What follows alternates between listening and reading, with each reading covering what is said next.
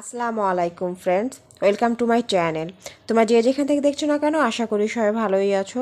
আজকে তোমাদেরকে আমি তৈরি করে দেখাবো গরুর মাংসর রেসিপি। অল্প সময়ের মধ্যে প্রেশার কুকারে তোমরা কিভাবে গরুর মাংস আলু দিয়ে ঝোল রেসিপি তৈরি করে নিতে পারো, কোনো দামি মশলা ছাড়াই ঘরে থাকা উপকরণ দিয়ে, মশলা দিয়ে। এখানে আমি 1 কেজি গরুর মাংস ছোটো ছোটো টুকরো করে নিয়েছি, দেখতেই পাচ্ছ ফ্রেন্ডস। আমি ছোটো টুকরো করে নিয়েছি যাতে অল্প সময়ের মধ্যে মাংসটা সেদ্ধ হয়ে যাবে। এখানে আমি একটা প্রেশার কুকার নিয়েছি, দিয়ে দিচ্ছি আমি সামান্য একটু সয়াবিন তেল। তেলটা গরম হয়ে গেলে আমি দিয়ে দিচ্ছি 4টা এলাচ, লবঙ্গ, দারুচিনি দিয়ে দেবো। আমি তেলের মধ্যে একটু ভেজে নেব, তাহলে গরুর মাংস ফ্লেভারটা অনেক সুন্দর আসবে, খেতেও ভালো লাগবে। আমি তেলের মধ্যে একটু ভেজে নিচ্ছি, দেখতেই পাচ্ছ ফ্রেন্ডস। এখানে দিয়ে দিচ্ছি আমি পেঁয়াজ কুচি। এখানে আমি বড় সাইজের আমি 2টা পেঁয়াজ নিয়েছি, আমি কুচি করে নিয়েছি। আমি এটা ব্রাউন করে ভেজে নেব, একদম লাল লাল ব্রাউন করে আমি পেঁয়াজ বেরেস্তাটা করে নেব। কারণ যারা আমার এই ছোটো চ্যানেলটি সাবস্ক্রাইব করেছো তাদেরকে অসংখ্য ধন্যবাদ, যারা করনি তাদেরকে করার অনুরোধ রইল। আর রেসিপিটি যদি তোমাদের কাছে ভালো লেগে থাকে, অবশ্যই চ্যানেলটি সাবস্ক্রাইব করে পাশে থাকবে। এইখানে আমি দিয়ে দিচ্ছি আমি 2টা তেজপাতা। তেজপাতাটাও পেঁয়াজের সাথে ভালো করে ভেজে নেব, তাহলে ফ্লেভারটা অনেক সুন্দর আসবে। ফ্রেন্ডস, আমার পেঁয়াজ ভাজাটা হয়ে গিয়েছে, দেখতেই পাচ্ছ আমি কত সুন্দরভাবে ব্রাউন করে ভেজে নিয়েছি।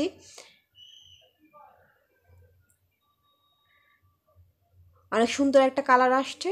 আমি দিয়ে দিচ্ছি শুকনো মরিচের গুঁড়া, হলুদের গুঁড়া দিয়ে আমি একটু তেলের মধ্যে ভেজে নেব, কাঁচা গন্ধটা থাকবে না। সুন্দর করে আমি ভেজে নিয়েছি, দেখতেই পাচ্ছ ফ্রেন্ডস।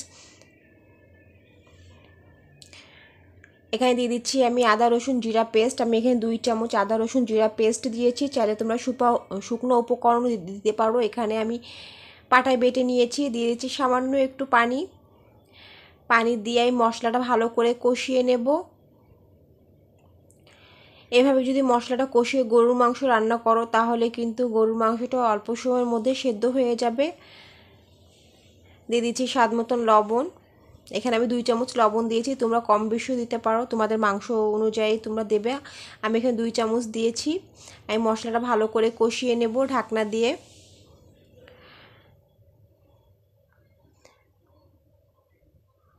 ফ্রেন্ডস, আমার মশলাটা কিন্তু সুন্দর করে কষানো হয়ে গিয়েছে। এখানে আমি অ্যাড করছি 1/2 কাপের মতন গরুর দুধ। দুধটা দেওয়ার পর আমি কিছুক্ষণ আর একটু মশলাটা কষিয়ে নেব, যতক্ষণ না বলক আসে আমি একটু ভালো করে কষিয়ে নেব। দুধটা দিলে কিন্তু গরুর মাংস খেতে কিন্তু অসাধারণ টেস্ট হয়, তোমরা দিয়ে দেখবা। আর যদি না থাকে হাতের কাছে, তাহলে কোনোই দরকার নেই। এখানে দিয়ে দিচ্ছি আমি গরুর মাংসটা আমি দিয়ে দিচ্ছি। আমি কিন্তু গরুর মাংসটা ছোটো টুকরো করে নিয়েছি, দেখতেই পাচ্ছ ফ্রেন্ডস। গরুর মাংস যত ছোট টুকরো করা হবে, কোলেস্ট্রল কিন্তু ততই কম থাকে, আর অল্প সময়ের মধ্যেও কিন্তু সেদ্ধ হয়ে যায়। আমি ভালো করে একটু নাড়াচাড়া দেবো। ফ্রেন্ডস, দেখতে পাচ্ছ আমি কিন্তু এখন কোনো পানি অ্যাড করব না। এই কষাতে কষাতেই কিন্তু আমার গরুর মাংস দিয়ে পানিটা ছেড়ে দেবে, এতেই কিন্তু সুন্দর করে আমার মাংসটা সেদ্ধ হয়ে যাবে। ভালো করে নাড়াচাড়া দিয়ে নেব। গরুর মাংস যেভাবেই রান্না হোক না কেন, খেতে কিন্তু অসাধারণ টেস্ট হয়। আমি প্রায় 10 মিনিটের মতন ঢাকনা দিয়ে রান্না করে নেব।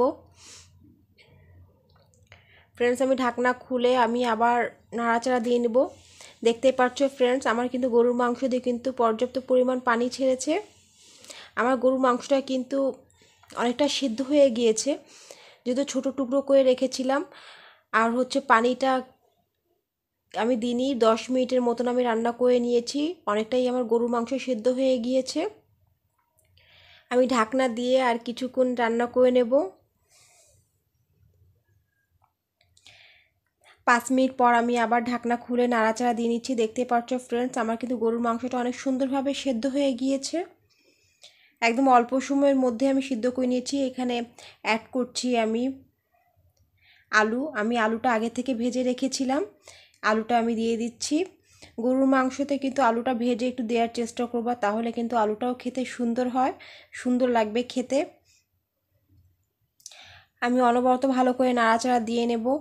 যেহেতু আমার গরুর মাংসটা সেদ্ধ হয়ে গিয়েছে সুন্দরভাবে, এখন কিন্তু আর বেশিক্ষণ লাগবে না, আমার অল্প সময়ের মধ্যে কিন্তু এই গরুর মাংসটা রান্না হয়ে যাবে। আমি ভালো করে নাড়াচাড়া দিয়ে নিচ্ছি, দেখতেই পাচ্ছো ফ্রেন্ডস আমার ভিডিওটি যদি তোমাদের কাছে ভালো লেগে থাকে অবশ্যই চ্যানেলটি সাবস্ক্রাইব করে পাশে থাকবা। এখানে অ্যাড করছি আমি গরম মশলার গুঁড়া, 1/2 চামচ আমি গরম মশলার গুঁড়া ইউজ করেছি। এই গরম মশলাটা রেসিপি আমার চ্যানেলে কিন্তু দেওয়া আছে, আর কিচ্ছু লাগবে না। যদি এই 1/2 চামচের মতন এই গরম মশলা গুঁড়া দাও, খেতে যে এতটাই ভালো লাগবে, গরুর মাংসর টেস্টটাই চেঞ্জ হয়ে যায়। এখানে আমি অ্যাড করছি গরম পানি, আমি এখানে 1 গ্লাসের মতন গরম পানি ইউজ করেছি, তোমরা যেমনটা ঝোল রাখবা ততটুকুই দেবা। আমার কিন্তু গরুর মাংসটা সেদ্ধ হয়ে গেছে ফ্রেন্ডস, এখন কিন্তু আর বেশিক্ষণ রান্না করতে হবে না। প্রেশার কুকারে ঢাকনা দিয়ে জাস্ট আমি একটু গ্যাসটা ভিতরে দিয়ে নেবো, ওই গ্যাসেই কিন্তু আমার সুন্দর করে গরুর মাংসটা সেদ্ধ হয়ে যাবে। 5 মিনিটও লাগবে না ফ্রেন্ডস, দেখতেই পাচ্ছ আমার মাংসটা কিন্তু হয়ে গিয়েছে।